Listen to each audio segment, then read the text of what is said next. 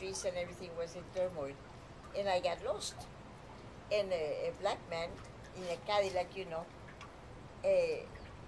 Fred opened the window and said, Sir, we want to go to the NASA.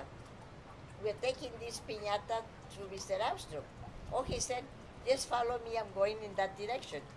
And tell Mr. Armstrong that the Transit Corporation of Washington is very proud of him and we wish him luck and all that. He was a chauffeur of a bus, you know, in Washington. Sí. So we got to the NASA and, you know, they have machine guns at the entrance. Sí. And you're supposed to stop. I didn't have time to spare because I was going to go to a car. So the children said, Mom, I didn't stop, I went through. Mom, they're going to shoot at us. I said, agáchense, lie down. So I arrived there, and there were white men in the cabin hole, you know, where you pay. And I got my dress that I was going to change, and I said, look, I have to see Mr. Armstrong at 2 o'clock. I have to change this dress. Come in, honey. And they left, and I changed my dress. And at 2 o'clock, we were already in Mr. Armstrong's office. Sí. And he was not in the office. He was, I guess, in the boys' room. So the secretary said, Mr. Armstrong said to wait for him. And I sat there in his office, you know, his desk, at the chair. I start touching, and the children, Mama, don't touch. Mama, don't do this. Mama, don't do that. And all he had pictures of moon, ¿cómo se dice? Módulos, you know? Lunar modules. Lunar module. Aircrafts and all. But not one of him with a president or a king in the world, you know? Mm-hmm. How humble. So finally I sat there with the door open in front, and I see a young fellow coming, and I thought that couldn't be Armstrong. I got up, and he looked very young. He looked like he was 25.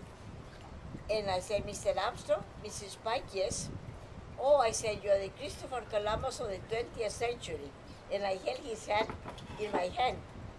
And it just occurred to me to call him the Christopher Columbus of the 20th century. Huh. And he said, no, it's not that much. Oh, yes, it is, I said. So then he was very nice to us. He called the photographer, the official photographer.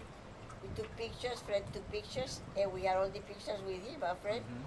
And when I show him the piñata, he almost had tears, you know. He was so emotionally. And I said, this is you, Mr. Armstrong, coming down the ladder. And he autographed a picture to send to the children of the Sala Cuna.